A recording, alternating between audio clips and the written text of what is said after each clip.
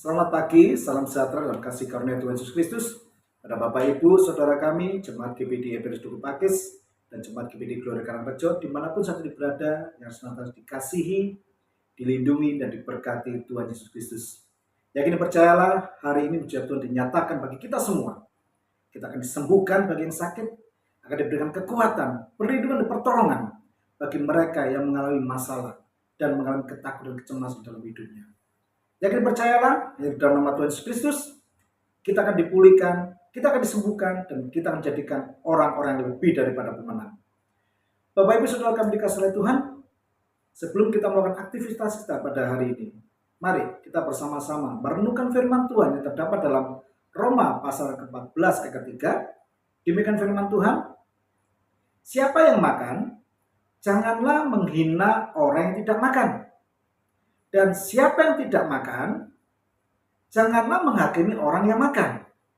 Sebab Allah telah menerima orang itu. Puji Tuhan. Firman Tuhan pada pagi hari ini bukan bicara soal makanan atau apa yang kita makan. Melainkan kita akan belajar tentang perbedaan pendapat mendatangkan keindahan.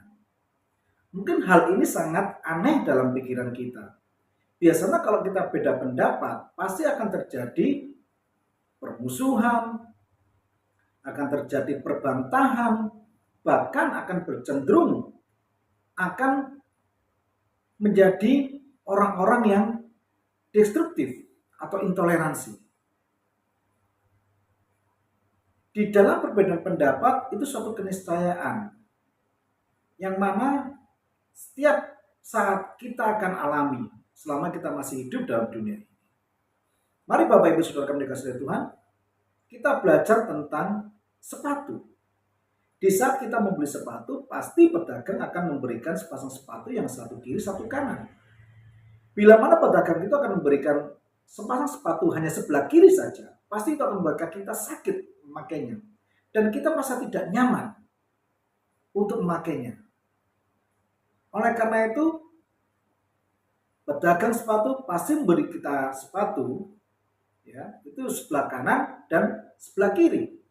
Maka saat kita memakainya, kita merasa nyaman, kita merasa enak memakainya, dan kita merasa percaya diri, dan itu bisa membuat kita berjalan mencapai tujuan yang kita inginkan. Haleluya. Mari Bapak Ibu Saudara kami dikasihi Tuhan, janganlah kita menjadi orang-orang yang istilahnya fanatik, yaitu orang-orang yang sering memaksakan kehendaknya untuk bisa diterima orang lain. Hal ini berkecenderungan, sikap yang fanatik ini akan menghancurkan, akan membuat orang ini merasa dikalahkan dan memiliki sikap yang destruktif. Oleh karena itu, sebagai anak Tuhan, mari kita hindari sikap-sikap yang fanatik di dalam perbedaan pendapat ini. Bila saat ini Bapak Ibu Saudara kami mengalami perbedaan pendapat dengan pasangan suami istri, orang tua anak, di dalam keluarga, di dalam pekerjaan, dalam perusahaan, dalam pendidikan. Mari, Tuhan Yesus menginginkan perbedaan pendapat itu untuk mendatangkan kenyamanan, ketenangan, dan keindahan dalam diri kita.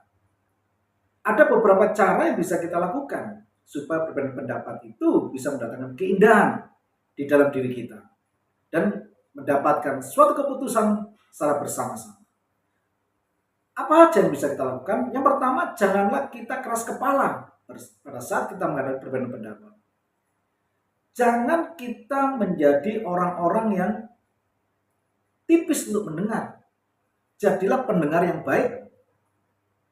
Bersikaplah tenang dan terbuka atas perbedaan pendapat tersebut.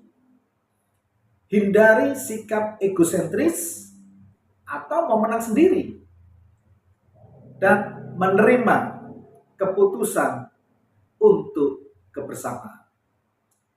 Bila kita melakukan hal tersebut, saya percaya saat ini perbedaan pendapat yang kita hadapi pasti akan mendatangkan keindahan dan kenyamanan diri kita. Perbedaan pendapat yang saat ini Bapak Ibu Saudara kami alami bisa diselesaikan dengan cara berdiskusi.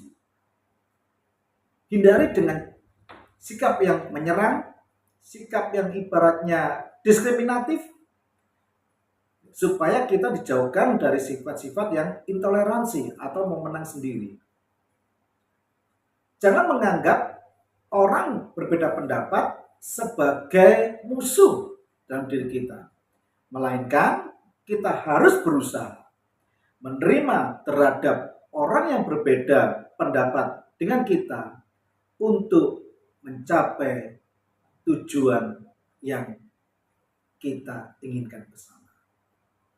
Mari Bapak Ibu Saudara kami dikasihi oleh Tuhan, kita minta tuntunan kuasa Roh Kudus supaya kita bisa melakukan dalam kehidupan kita. Bila saat ini terjadi perbedaan pendapat dimanapun kita berada. Mari kita satukan hati kita berdoa minta tuntunan kuasa Roh Kudus. Terima kasih ya Tuhan atas kasih karunia-Mu. Kami bersyukur pada pagi Tuhan berikan rema kehidupan kami Bapa.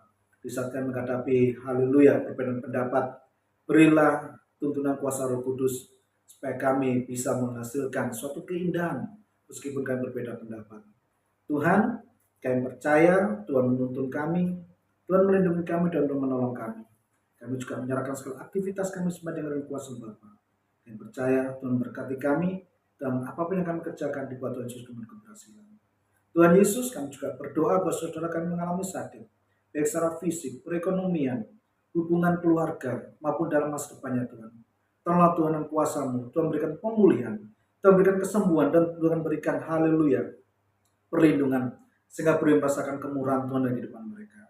Yang mengalami permasalahan, mengalami ketakutan, kecemasan, kekhawatiran, kebimbangan di dalam kehidupannya ya Tuhan. Tolonglah Tuhan, lindungilah mereka, tuntunlah mereka, sehingga kuasa Roh Kudus menopang mereka, hingga Tuhan menjadikan mereka orang-orang yang lebih dari pemenang. Terima kasih Bapa atas kasih karunia-Mu. Kami bersyukur Tuhan telah berkati, melindungi dan menolong kami. Kami serahkan kehidupan kami dan kuasa-Mu ya Bapa. Bila semua kehendak Tuhan yang jadilah iman pengharapan kami. Kami serahkan doa ucapan syukur kami hanya dalam berkat nama Tuhan Yesus Kristus. Haleluya. Amin. Selamat beraktivitas, Tuhan Yesus berkati, melindungi dan menolong kita. Immanuel.